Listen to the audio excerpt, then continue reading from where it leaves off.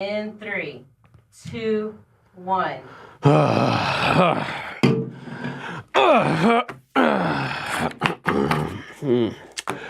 Future President Kanye West lashes out at Candace Owens, saying he's been used to push a political message he doesn't support. Paul Ryan lashes out at President Trump over birthright citizenship, and Don Lemon lashes out at white men. Meanwhile, Americans donate $600,000 to Supreme Court Justice Brett Kavanaugh for some reason. Democrats can't win for losing, and Jon Stewart slams the media. I'm Brett Kavanaugh, and this is The Michael Knowles Show.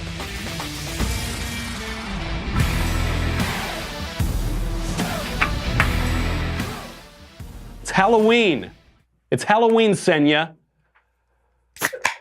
It's Halloween. Yeah, I like Halloween.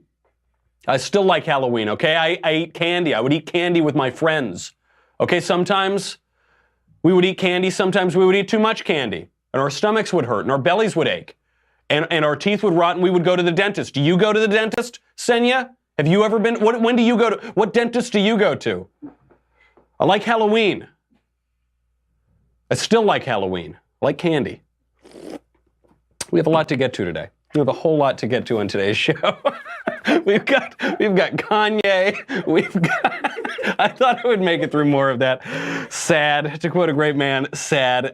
First, before we can get into all of it, I've got to make a little money, honey. And let's talk about Pair of Thieves. You know that I regularly invite you into my boudoir. Well, now I'm going to invite you even more intimately than that to tell you about my favorite boxers ever. On average, men keep their underwear for 7 long years until they are a tattered shell of what they once were. Don't be that guy. Pair of Thieves is the most comfortable underwear I've ever worn, hands down. Their proprietary moisture-wicking fabric keeps you cool and fresh. I'll let you use your imagination on that. It's proprietary in the sense that competition has been trying to copy these guys for 4 years and they have failed. By the way, this is the best point on it all. One of the guys who started Pair of Thieves says that all his wife ever wants to see him in is a pair of their super fit briefs. And that man's wife is Jessica Alba. It's a true story. So Jessica Alba likes them. They're good enough for Alba. They should be good enough for you. Try them out if they're not instantly your favorite pair of underwear, as they are Jessica Alba's. They will give you your money back. For a limited time this month only, our listeners get 20% off their first order. These boxers are unbelievable. Get them. I love them. I wear them all the time. 20% off is a great deal. Pairofthieves.com/Knowles, Knowles. 20% off when you go to pairofthieves.com/Knowles, Knowles, this month only. Pairofthieves.com/Knowles, Knowles. I like Pair of Thieves. I still like Pair of Thieves. You know, sometimes I wear them too much. and then they send me more and I get to wear different ones. So Kanye West is coming out now and he says that he feels that he has been used to spread a political message that he does not believe in. That's what he says. And that's the headline you've seen. The headline that you've seen everywhere. Kanye West feels used, leaves politics.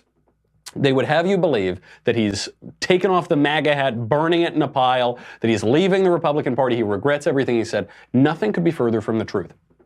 What Kanye tweeted out is, quote, "My eyes are now wide open and now realize I've been used to spread messages I don't believe in. I am distancing myself from politics and completely focusing on being creative."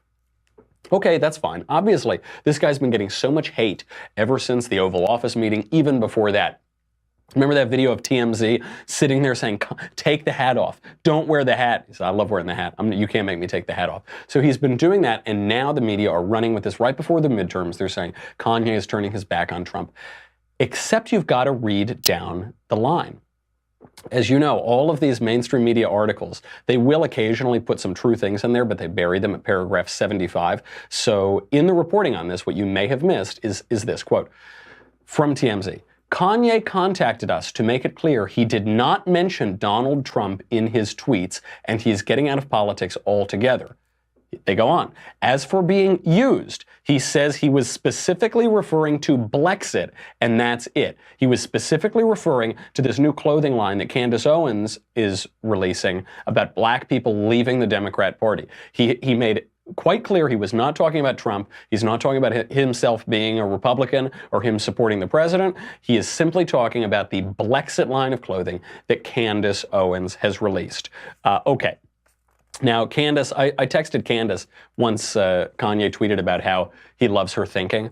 I texted her and I said, I know the process for canonization takes a very long time. It's usually after someone dies, but you can be up for sainthood now because she has influenced the biggest pop star in the world into supporting the Republican president. That's a great thing. And now he still seems to support the Republican president. It's like the beer thing. I like Donald Trump. I still like Donald Trump, but he doesn't like his face being on this Blexit campaign. That's fine. That's his right. And you know, Democrats buy records too. Probably more Democrats buy pop records than Republicans, so he's got to watch out a little bit. Totally get it. Kanye is completely within his rights to do that. This has some conservatives saying that we never should have rejoiced when Kanye went to the Oval Office in the first place.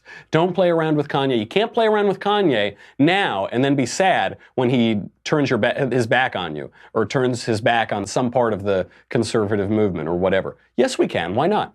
Why not? First of all, what he's saying here is that he doesn't want to be associated with this one little T-shirt campaign. And he's making clear that he still likes being associated with the president. He still likes Trump. Okay. But also, it's fine to take the win. It's fine to, when Kanye West came out there, biggest pop star in the world, came out and said, I love Trump, that's a huge win for conservatives on the culture and politically. In so much as Kanye West has influence over people, he will now influence them to support the Republican president. That's great. And then he comes out and says something else. Who cares? Who cares? And we can just move on. Man, this is really... Don't typically have beer at noon, but that's fine. That's 5 o'clock somewhere probably. That's absolutely fine. We can celebrate that. I know the thing that's driving this is people want politics to be like philosophy. People want politics to be just like it is in theory, and it has to be absolutely perfect. Let's not let the perfect get in the way of the good. That's one of the lessons of the Trump era. President Trump comes out. He ostensibly has no coherent conservative political philosophy. He hasn't been steeped in the Heritage Foundation luncheons. He probably hasn't read a lot of Edmund Burke or Michael Oakeshott or Russell Kirk or Hayek or all of those books that you're supposed to read to be the young conservative. Who cares? He's working in practice. And when he stops working, when he says something that's bad, when he goes off the deep end, then we can say, okay, we got good stuff, now we're going to move on. That's how we can be about Kanye. Like Kanye, but Kanye can go do whatever he wants. He can make more videos in those weird suits, singing the most horrific things I've ever heard in a song. That's fine. He can go do that. He already helped us out a little bit, and let's just take the win. Let's just accept that win and move on. There are other battles to fight. One of those battles is coming up right now, which is this battle over birthright citizenship. So birthright citizenship has been long debated in American history. The legal question here comes from a case before the Supreme Court in 1898 called U.S. versus Wong Kim Ark over whether a child born to legal permanent residence in the United States would have U.S. citizenship. And it was ruled that yes, he would have U.S. citizenship. This doesn't touch on illegal aliens, and the legal question over whether illegal aliens and the children of illegal aliens should have birthright citizenship is much more confused than that and much more hotly debated. There are two aspects to the question, the legal and the political. On the legal question, now it's being brought up. Now we're debating it. We're debating whether or not the 14th Amendment first of all, says that illegal aliens get birthright citizenship, whether the 14th Amendment should say that, whether Congress has the right to explain what the 14th Amendment says, as has been the case before when Congress changed the status of Native Americans, for instance, under the 14th Amendment. So maybe Congress has some right to do it. And President Trump, in his theatrical way, is now bringing that issue to the forefront. So people, they're getting bogged down. Even conservatives are getting bogged down. They're saying, he can't do it. He can't change birthright citizenship by executive order. Okay. Sure, fine. That's fine. Maybe he can't, maybe he can, maybe he can't. At least he's bringing it up. You know, so we talked about the legal question. The political question is at play here, and that is how Donald Trump is thinking. I don't think that he's studied constitutional law for a decade, but he's very good at politics and the media aspect of politics. And on this political question, the left has immediately handed Trump a win. The second that he said he might end birthright citizenship by executive order, and they all lost their minds, they handed him the win. They handed conservatives a win right before the midterm elections. Why? Because now, for the American people, they are watching the Democratic Party say that we do not support enforcing the law. We essentially support open borders. We're going to prioritize the demands of foreign nationals over what American citizens want. Illegal immigration is intensely unpopular in the United States, not just on the right, but on the left as well, not just among Republicans, but among Democrats as well. And Donald Trump taunts them into defending the indefensible. Don't take my word for it. Here is Harry Reid, former majority leader of the Senate Majority Leader of the Democrats. I think he's been a Democrat politician probably since 1898, probably since the Wong Kim Ark case. Here is Harry Reid in 1993 explaining his position and the position at that time of the Democratic Party on birthright citizenship and illegal immigration. If making it easy to be an illegal alien isn't enough, how about offering a reward for being an illegal immigrant? No sane country would do that, right? Guess again. If you break our laws by entering this country without permission and give birth to a child, we reward that child with U.S. citizenship and guarantee of full access to all public and social services this society provides. And that's a lot of services. Is it any wonder that 2/3 of the babies born at taxpayer expense at county-run hospitals in Los Angeles are born to illegal alien mothers? That guy sounds further to the right than Donald Trump does. And that guy was the head of the Democrat Party for a very long time, the head of Senate Democrats for a very long time. A lot has changed since 1993. I don't think the feeling of the country really has changed. What has changed is that the Democrat Party is now beholden to the extreme left-wing base, which is typically the socialist white liberals like Liz Warren, like Hiawatha. This puts them at odds on a number of questions with identity politics groups, the groups that they have cultivated through identity politics to vote consistently to elect Democrats. A lot of the policies that are favored by the leadership of the Democrat Party are deeply unpopular among huge swaths of the Democrat electorate. Black voters and Hispanic voters in particular, which is why you're seeing something of a realignment, which is why you're seeing, according to Rasmussen, 40% of Black Americans having a favorable view of the Republican president. This is basically an unheard of number, and other polls back this up. This is why you're seeing support among Hispanics for Republicans surging. It's why you see Donald Trump doing so well. He identifies these issues, and he goes for wedge issues. Skilled politicians know this, especially when you get close to election time. You've got to try to identify wedges that can separate a politician from a politician's supporters. Illegal immigration is a perfect one, especially with this caravan hurtling toward the U.S.-Mexico border. Now, in the heat of all of this, Paul Ryan has come out and he has said, absolutely not, we can't, I'll let Paul Ryan say it himself. Well, you obviously cannot do that. You cannot end birthright citizenship with an executive order. We didn't like it when Obama tried changing immigration laws via executive action, and obviously as conservatives, we believe in the Constitution. As a conservative, I'm a believer in following the plain text of the Constitution, and I think in this case the 14th Amendment's pretty clear. Mm-hmm. And that would involve a very, very lengthy constitutional process. Mm-hmm. But where we obviously totally agree with the president is getting at the root issue here, which is unchecked illegal immigration. Absolutely right. Absolutely right that what we have to do is get down to the issue of unchecked illegal immigration. He's not exactly right on this first part, by the way, where he says that the plain text of the Constitution is clear that the 14th Amendment offers birthright citizenship to illegal aliens. By the way, even I was reading through the Wong Kim Ark decision that we talked about earlier. I was reading through that today. Even Wong Kim Ark is far from clear on this question, and perhaps we should do an entire episode on this because it's a little complicated. But what you're going to hear from the left over the next few days is that the issue was decided most spectacularly by Wong Kim Ark, and that isn't true, because in the discussions in that decision, you'll see questions being raised as to what happens to the children of hostile or invading powers, people that shouldn't be there who are in the country illegally. And it seems actually pretty clear from that decision that those people do not have citizenship. That and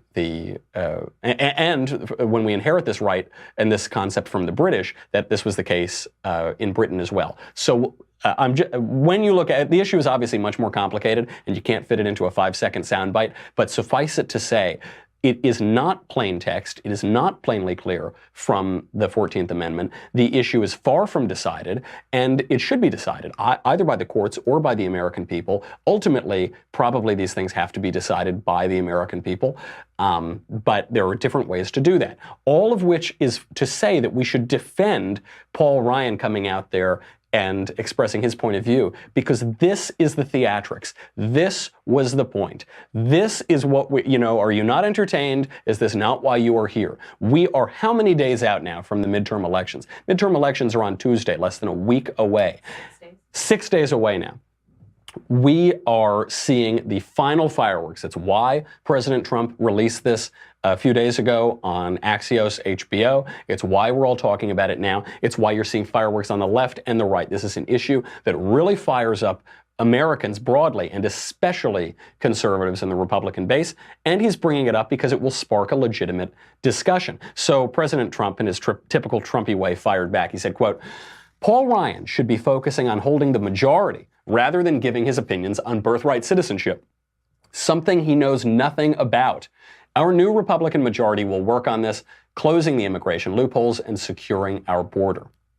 Okay, typical Trump, right? He says to his opponents, even his opponents who are technically on the same side as him, "You don't know anything, I know everything," and blah, blah, blah. And it's bluster, and it's this, and it's that, and it's so entertaining we can't help but watch it. And it's focusing our attention on an issue where our attention should be focused to maximize our chances of maintaining the Republican majority, which Trump has mentioned in that tweet. And it shows a legitimate disagreement and a legitimate debate that we can have. Can President Trump reinterpret or clarify the 14th Amendment through executive order? Probably not. Probably he can't do it, because what's going to happen is some court is going to put a hold on it. And then it's going to work its way up through the court. It'll be perhaps decided by the Supreme Court, perhaps not. Perhaps Congress will intervene and explain this provision beforehand. They'll explain it, and perhaps they'll get away with that. Perhaps that will be challenged by the courts. It'll work its way up to the courts. We are far from a solution on this issue, but at least now we're having a legitimate debate. This is a big winner issue, and just pay attention to the theatrics of it. We elected President Trump because we couldn't stop watching the show. Right? He was the most interesting guy. Well, very often the most interesting guy gets elected president anyway, but we just wanted to see what comes next. We wanted to see that next episode. And we want to see the next episode here, not just for the fights, but for the next episode of what our Constitution means, whether we are one of the few countries on the face of the earth to grant birthright citizenship to illegal aliens. Maybe we just want to see what happens, and the mainstream media are falling for it, hook, line, and sinker. We have had some of the greatest media fails just in the past week. If you missed this clip, I think this is finally evidence that Don Lemon is working for the GOP, that he's working for the conservative movement. When you watch him, you think, this guy is so absurd. This guy is so self-humiliating, self-beclowning. There's no way that he's very earnest. I'm now convinced of it. He's a GOP operative. Take it away, Don Lemon. We have to stop demonizing people and realize the biggest terror threat in this country is white men, most of them radicalized to the right. And we have to start doing something about them. There is no travel ban on them. There is no ban on, they have the Muslim ban. There is no white guy ban. So what do we do about that? We have to stop drinking beer, and we have to remember that beer is delicious and quenches your thirst. And that's why we have to stop drinking beer. That is what he just said. He said, we have to stop demonizing people and remember that white men are evil. We have to stop demonizing people, and we need a travel ban on white men. By the way, I don't think a travel ban is going to do a lot. The white men are already here. The white men are in your midst. They are already in the country. Obviously, who knows even where to begin on this? Because just on the point, I hate even to bring it up, but Don Lemon brought it up, so I have to answer. Just on the point, he's saying that the great terror threat in America is from white men. Any way you slice that assertion, it is patently false. There is just no evidence for it whatsoever. To begin, violent crime is at 30-year lows.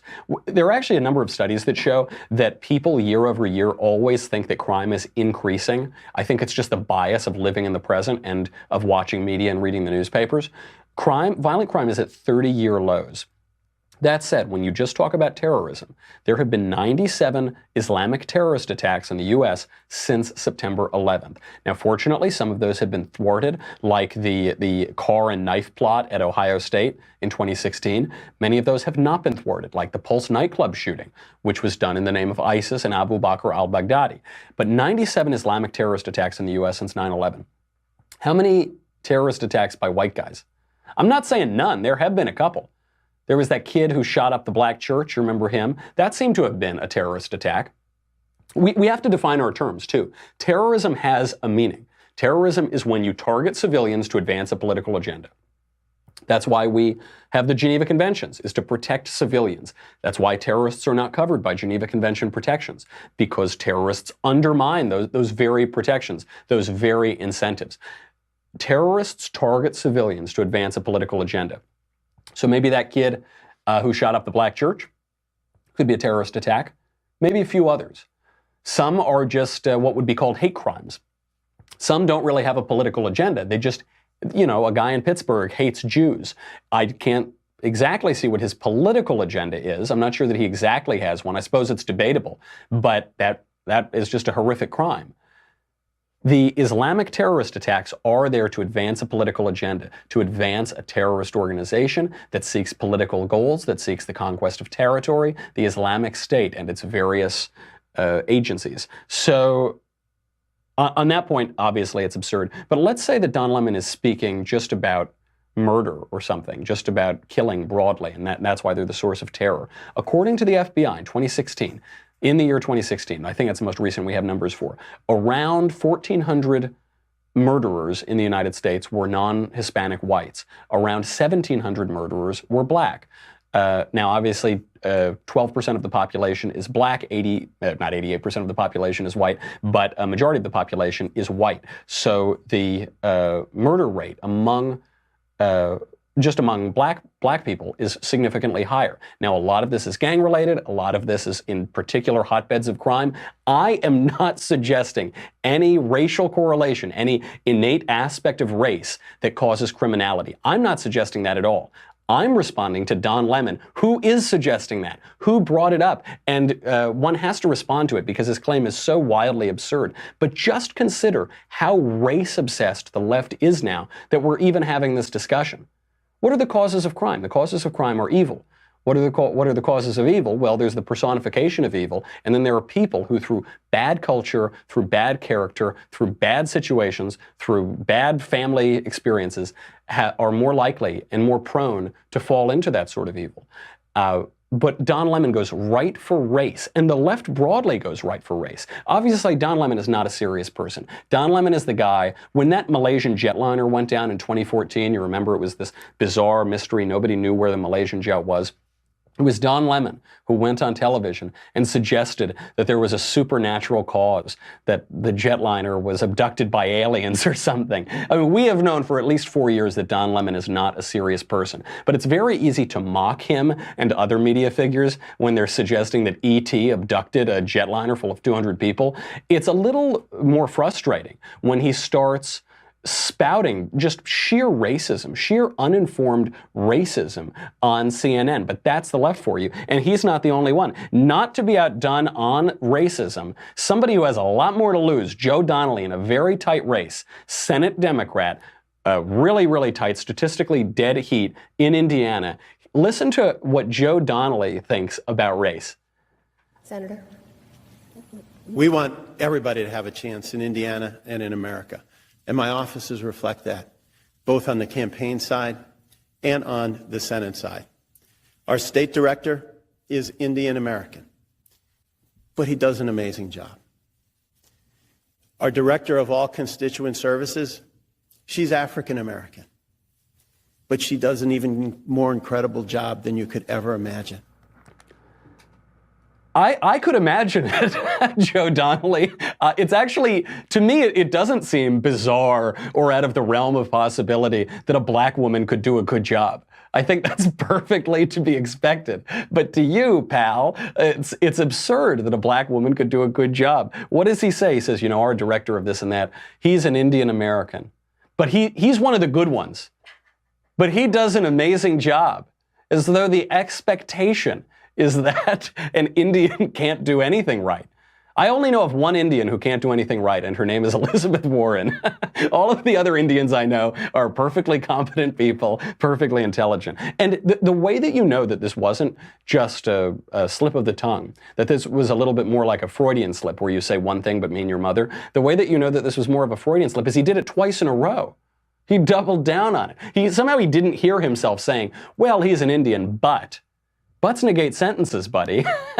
Buts subvert your expectations. Well, and she's an African American, but she does a very good job. A much better job than you could ever imagine. Than some people could ever imagine. Fine. This is pretty devastating. Because again, look, Don Lemon is not a serious person. CNN is not a serious news outlet. So when they push this sensationalist, racist drivel and slander, it's what we expect. They're behaving how we expect them to. But Joe Donnelly is supposed to be a skilled politician who's in a very tight race, who's in the fight of his political career now in Indiana. We'll see if he can preserve it on Tuesday. And then to come out with that statement, it's so sloppy. It's so lazy. And maybe it reflects what he actually believes. Because if that wasn't enough, let's forget about Don Lemon. Let's forget about Joe Donnelly, those pipsqueaks, that minor league. Let's go right to the queen bee herself, Hillary Clinton, in a conversation at the 92nd Street Y with her opinion on black people. What do you think of Cory Booker's? And you didn't comment on him, and you feel free. Oh, I adore him. What do you think about him saying kicked him in the shins, essentially? Start to get to that kind of political. Well, that was Eric Holder. Yeah, Eric Holder, Yeah. I'm sorry. Yeah, I know they all look alike. No, they don't. Oh, well done. You know, Hillary... If you weren't able to see that, I can just do the impression for you of Hillary. She goes, well, I know they all look alike. And she flies off on her broomstick. They're all laughing, and the whole crowd is laughing. Oh, ha, ha, ha. Look, I've been to a lot of events at the 92nd Street Y. The 92nd Street Y in Manhattan is where all of the cultural, sophisticated people go. You know, they all have glasses that look like this, and they all drink Chablis, and they go there and listen to, they probably watch TED Talks, you know, that kind of thing. They're all left of Lenin. They're all laughing. Oh, ha, ha, ha, oh, Hillary, you made a good joke. What's interesting about this joke, look, she made a joke, and she's making a joke about this other woman who who is confusing two very different black men. Okay, she's kind of making the joke on the other woman. Hillary's been here before. She's made some of these racial jokes before, and they've fallen flat, so I'm confused as to why she would keep doing it. A few years ago, she went on stage with New York Mayor Bill de Blasio, and they made a joke about how they showed up late because they were running on CP time. Said, CP, you mean colored people time? And she says, no, cautious politician time. Ha ha ha. The joke being that that black people show up late. Okay, this fell flat. Apologies were demanded. And then she made this one again. And this joke wasn't scripted. This one just kind of came from her. And she said, I know they all look alike, don't they? Ha ha ha. I'm not hitting her for making a racial joke. I actually think the world would be a lot better off if we felt more comfortable making racial jokes about everybody, about black people, Italian people, Irish. But I think it's a little looser. People always kind of laugh and giggle at these jokes in private. You know, you make a joke, like, for instance, when you make a joke about an Irishman drinking a little too much. People laugh about them in private, and then they have to pretend that they don't laugh about them in the public, and they're very solemn. I think it would be better off if we could all loosen up a little bit, but it's Hillary Clinton. It's the Democratic Party. It's the left that is pushing this neo-Puritanism, who's calling President Trump racist. I mean, Hillary Clinton herself calls Donald Trump racist. They're calling him a bigot. They're calling him an anti-Semite. They're calling him all of these things. They're the one making these comments. They're the one saying that it's surprising when black people do a good job. It's surprising when Indians do a good job. Black people all look alike. They're the ones making these comments. Don Lemon over there, he's so race obsessed.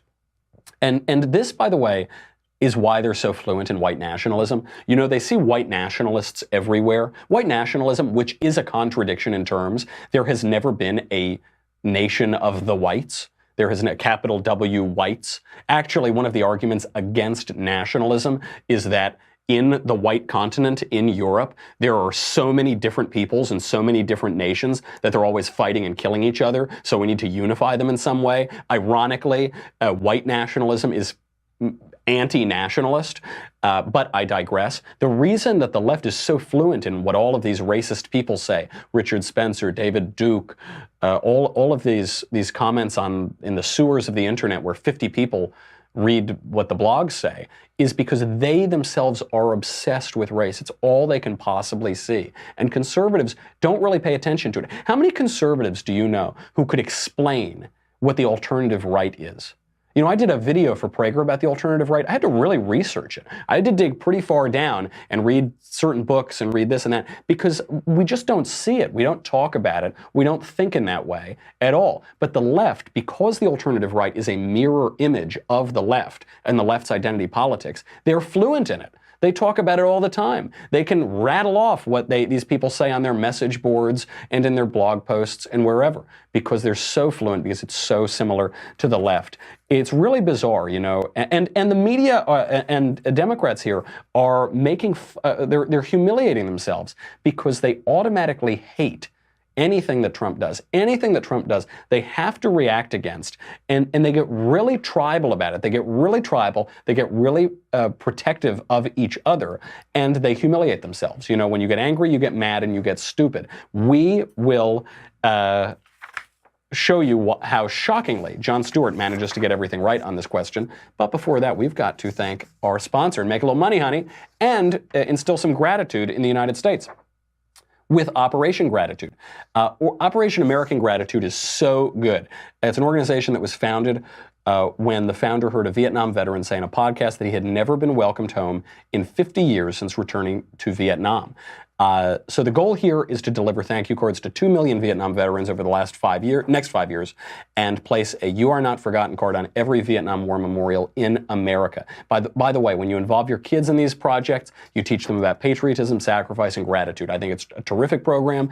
We talk about all those things on the show a lot, and we need a lot more of it in the country. We don't need people protesting the American flag. We need people going out and thanking veterans. So you will get in your RaisingAmericans.com Operation American Gratitude Package thank you cards for 5 Vietnam veterans in your hometown, an interview card, a You Are Not Forgotten card, a POW MIA card to remember more than 1,600 men missing in action, a 58-220 card to honor those who made the ultimate sacrifice. 100% of the profits from Operation American Gratitude goes toward building the Freedom Never Sleeps Business Training Center in beautiful Eagle, Idaho. What a name, which is an on-site 6-month paid entrepreneurship program. You can make Vietnam veterans' lives a little bit better. You can teach little Americans gratitude, all for less than $20. Better yet, when you participate with Operation American Gratitude, it makes you 50% more likely to meet George Washington in heaven. This is guaranteed. Go right now to raisingamericans.com/covfefe, C-O-V-F-E-F-E. Buy your Operation American Gratitude Kit. Raisingamericans.com/covfefe, C-O-V-F-E-F-E. God bless America. You also go to dailywire.com. I know you're on the edge of your seat because Jon Stewart did something right. You can only see it if you go to dailywire.com. What do you get? You get me. You get the Andrew Klavan Show. You get the Ben Shapiro Show. You get to ask questions in the mailbag. You get to ask questions in the conversation. That's coming up. And get your mailbag questions in soon. None of that matters because you get a Leftist Tears tumbler. Now, I don't have my Leftist Tears tumbler today because I like beer, and I still like beer. I like beer, and sometimes I drink a little too much beer. Well, you know what? Sometimes I drink a little too much Leftist Tears, and I get very dehydrated because they're extremely salty. So you need balance in your life, but go because it's the only FDA-approved vessel to hold those salty and delicious Leftist Tears. We will be right